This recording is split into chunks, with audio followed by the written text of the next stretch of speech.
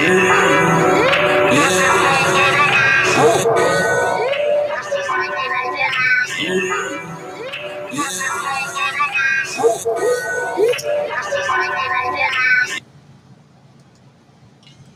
right, guys, we're with Real with Rillos at www.2lovethejam. You knew I was gonna mess it up, and you. It's been weeks since I've been here. It has been. It has been.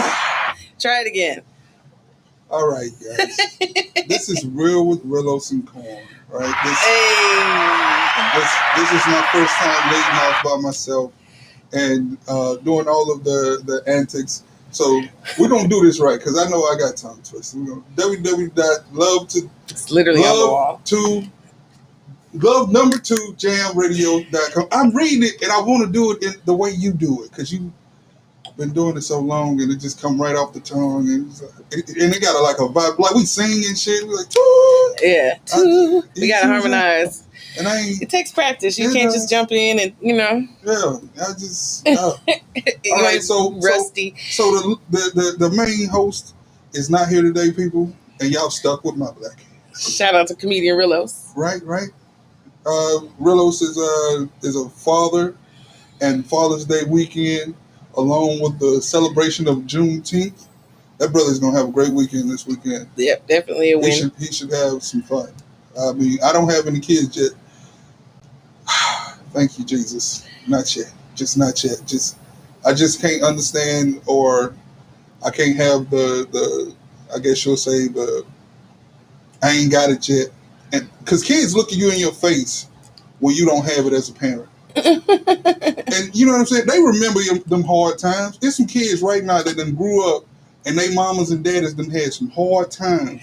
And now they starting to straighten out and they trying to act like they civilized people. Them older kids remember. Them kids ain't gonna lie and be like, yeah, it's always been great. Nah. Because there's some kids that know they mama seen their mama chase their daddy down I-45. Right. You see what I'm saying? Straight down the freeway. They done seen all of this. And these kids, they're not gonna forget that, man. And shout out to the good dads who ain't never had none of that issues.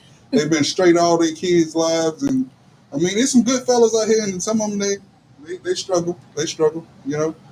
Me myself personally, I just like to wait till I get it myself. You know what I mean? Like I don't want my kid to be like, Dad, you remember that time that crazy woman came to your house and we all had to get down? Or you know what I'm saying? Like we wasn't here? Yeah. I'm cool with that, man. So I'm doing my thing by keeping a strong pull-out game. Strong pull-out game. Pull-out game does need to be strong. Got to. We got some awesome stuff going on. Juneteenth celebration. Yes. My sister was actually on the cover of the newspaper. Awesome. For Houston Chronicle. Congratulations for her. Yes, awesome. definitely give her a round of applause. For them actually passing the legislation to make Freedmanstown in Houston's 3rd Ward area or whatever an actual historical landmark. Okay. The original bricks from when the black community was here, and they were all freedmen, freed slaves, and they had a community going, and of course, white folks shut it down. Well, congratulations for that. Yes, this is actually my first ever Juneteenth, being able to like be off work and celebrate and have a decent and go do something.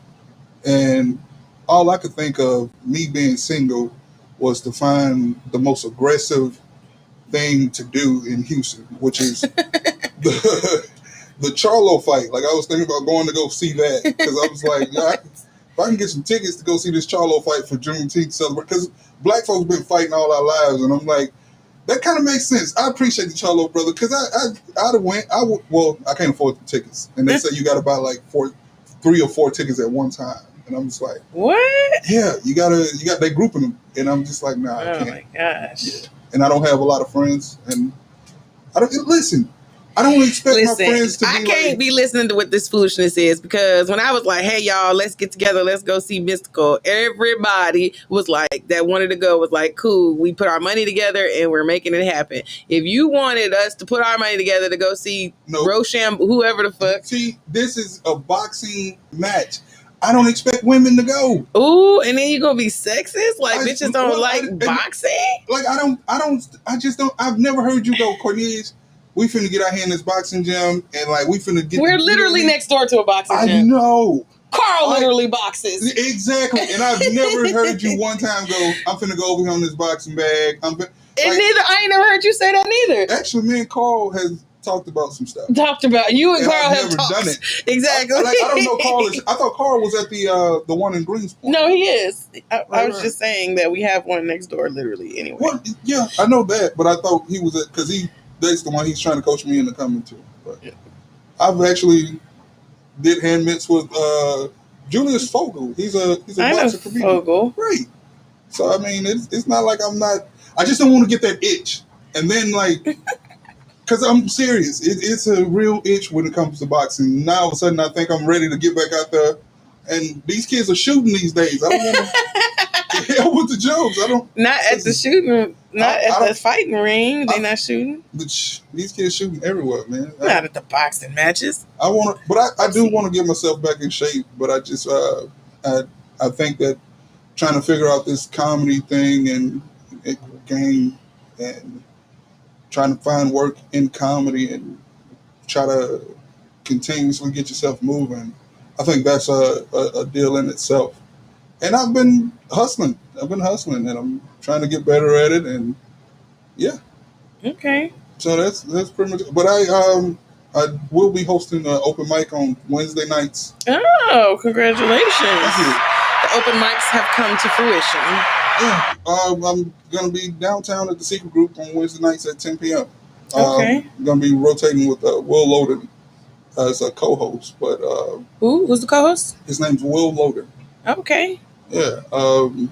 It's a Memphis comic that's come down to Houston as well, and we've been kind of networking a little bit with each other. Hopefully, we'll get some strong people coming through, and I don't know, we'll have a good time. You definitely have a good time. Right. You might have to bring him through for an interview to talk about his transition. Most definitely. Get some of these comedians in. Well, see, that's the whole deal. That's the whole deal that's supposed to be happening. But at the same time, I'm trying to grab work and trying to do stuff with out-of-town comics as well. And I'm trying to make sure I'm networking the right way, because a lot of comics are bashful. A lot of comics would rather go do stuff with other people. And it's like you got to figure out who wants to do what. I mean, I'll ask, I'll talk to people, and I mean, it's not hard, it's not difficult, it's just more or less getting them to do it. And comics are hard. People like scheduling is one of them things where it's like, what time, what place, where. That's the beauty of radio. Yes. We have virtual video call-ins, But I like to bring people in. You can bring people in. Yeah. Y'all have yet to bring in a comedian, like talking about.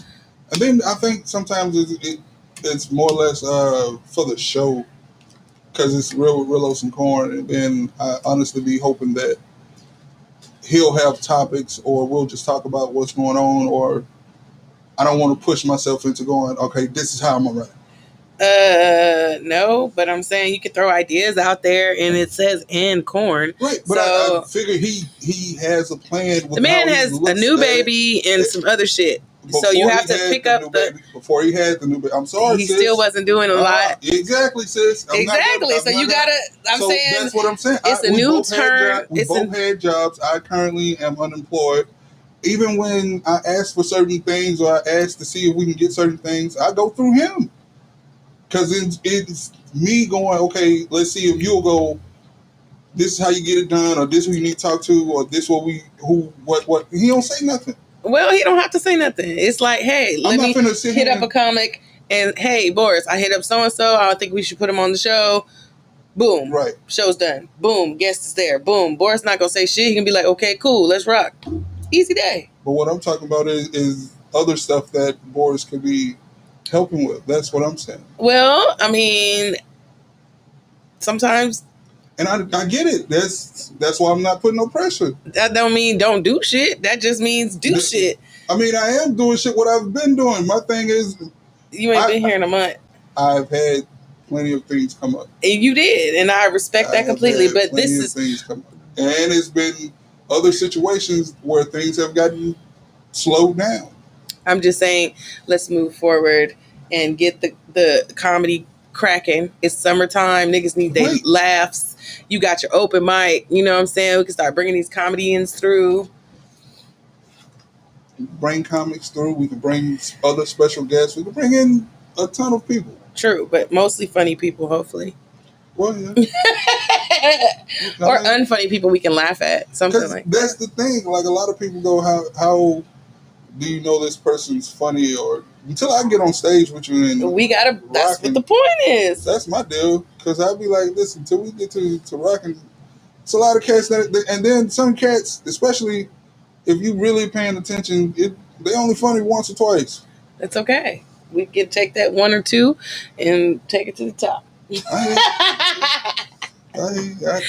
I need all my jokes. Listen, I be weeding through people, man. Y'all don't understand. Like, I really have to go and see who you messing with, because you never know. You've been brought a comic on and vouch for him, and the next thing you know, somebody is calling this comic this or that comic. Why would you vouch for him? It's just an interview. But that's what I'm saying. Like, I don't even want to vouch for him for the interview. You ain't got to vouch. People. It's just an interview. Exactly. That's still a vouch, because it'd be like, oh, you brought that weird ass. No, we done had hella weirdos on at the station. This nigga out here doing this, and this. You a criminal. And we gonna talk about it, nigga. You a criminal, nigga. You out here doing this, and this, nigga. But I don't be wanting to associate with all these crazy motherfuckers. Man, shit. I be looking at. Then I don't know. Then they want to be your friend. It's okay to be friends, Corn. People have friends. It is okay to be friends. This conversation is getting weird. It is. I guess it can't come late and be weird. It is. It's like being friends, and your friends have to be like, I guess, one of those things people are good at separating. Because a lot of friends don't pan out to be friends anymore. You know what I mean? Like, once you see that people will be who they really are, you gotta move forward. True. I've moved forward a lot of times. And I just don't like people that I know or I assume are like work friends versus my real friends. I don't like confusing those lines. Okay. And like, that's been a line that I have had blurred since I started comedy, because I kind of worked and did comedy at the same time. So it's not like I'm out here in people's houses. I'm not learning people's real lives. I'm not like going to people's houses on a daily basis or calling them or going to help them with this or that, or, you know what I'm saying? Mm-hmm. And like, the people that I did do that with, I still keep them around, still call them friends. And the people that I didn't, I just kind of like be like, hey. And that kind of, it's a weird thing when it comes to friendships, especially in comedy. Because a lot of these cats, they so caught up with how each other work and who is who. And I'm just like, I didn't know that about you. The politics? Yeah. Like, I'd be like, oh, I didn't know you were this type of person. Well, oftentimes, a lot of people are putting on an act because they're entertaining. So that could just be like an aspect of themselves, not necessarily who their main character is. And just because they're entertaining or funny or a good comic doesn't mean they're like a good person or that y'all going to vibe outside of the comedy arena. You know what I mean? And it's okay, like, to just cross paths with people. You don't have to, build with them in the deepest way. I am learning that in such a beautiful way, because I sometimes think like, man, we got to be hanging out. Let's be cool. And then you realize when you be cool with certain people, it's like, oh, shit. I didn't think I was being cool. Okay, all right, bro. That's how you swing and do shit.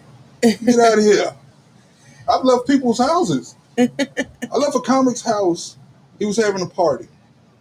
And this comic, in having a party, which was a crawfish boil, this comic had his girlfriend come up. When his girlfriend came up, we were playing dominoes. And we had music playing. You got people in the house. Everybody's having a great time. Mm-hmm.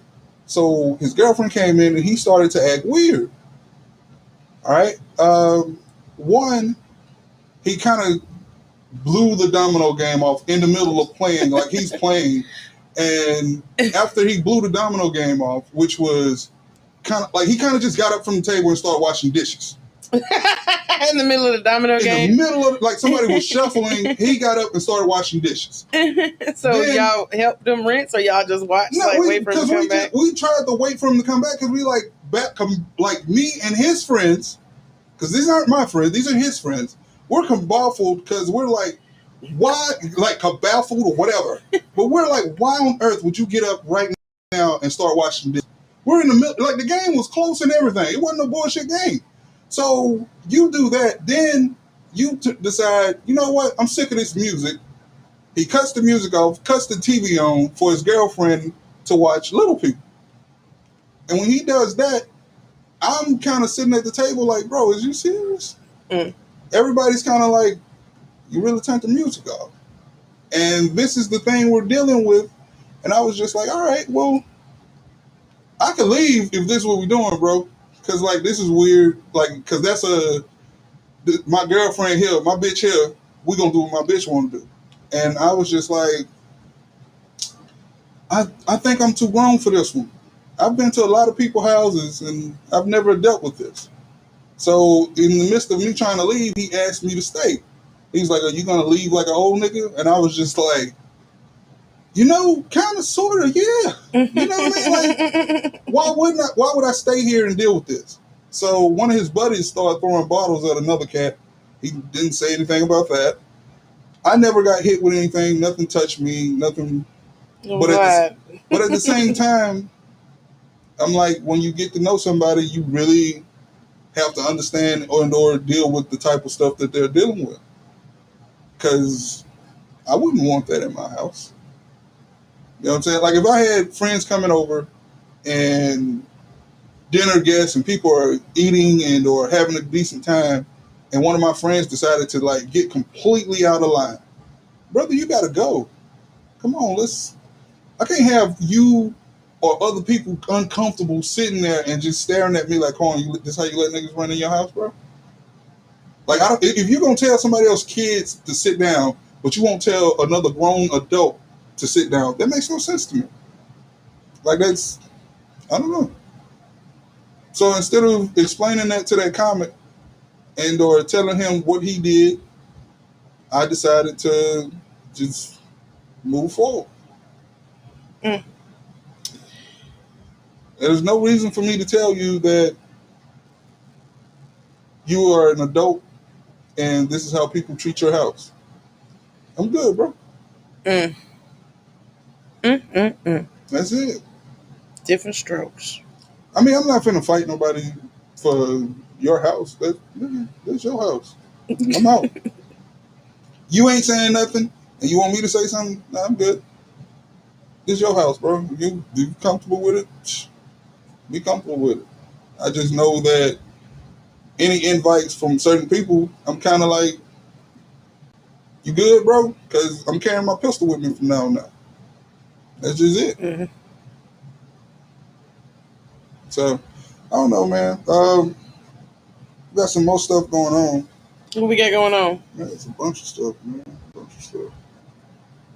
My mama calling me at this point. Oh, no. Hope she's okay. Oh, she should be. But, got the playoffs going on. A bunch of stuff going on in that. I don't know nothing about it. You don't have no clue about the playoffs. Nope, but you can tell the folks. I don't know shit about it. I can tell y'all that James Harden, the guy from Houston, is hobbling on another team. And with him hobbling on another team, that team was thought to be ready to go the distance again, the Nets. And once again, James Harden has disappeared. So y'all can be happy that y'all. That's about it. What happened? He fell out. No, he's hurt. Hurt? Well, he's not hurt. He's playing. He's just not hurt to the point where he can't play. I think he may be slightly injured, but at the same time, it's one of them deals where it's a James Harden situation. So you kind of expect him to either disappear towards the end of the game or find a way out. Find some kind of way or some excuse not to put this on him. And being hurt is one of them things that he's pretty good at it. Pretty good at it. I don't know.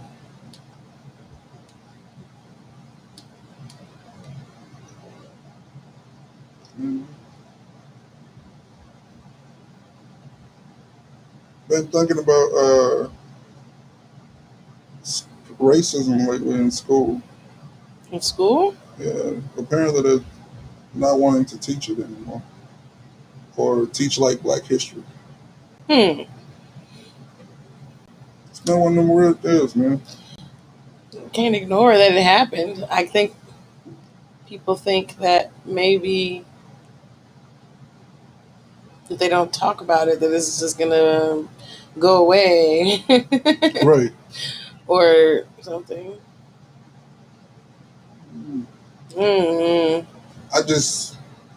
I think that there's a lot of smart individuals out here, and some of the stuff that old people have been warning us about for decades is a possibility at this point, which is if we don't teach our children, certain things will come back to fruition.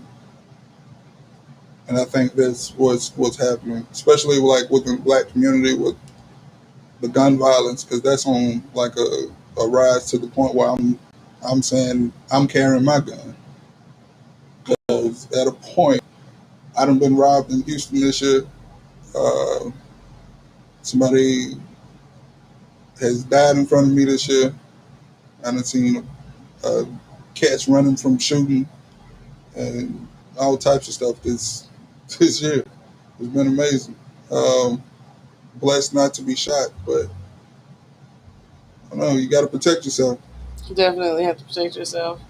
And the way Texas is opening up the laws, and I think the fact that if we don't teach our children and continue to push, especially what your grandparents have told us for years, like I think a lot of this shit is going to go back to being the same old, same old. I don't know. You want to catch a break? Yeah. We could do that. All right. Don't worry. We'll be back then.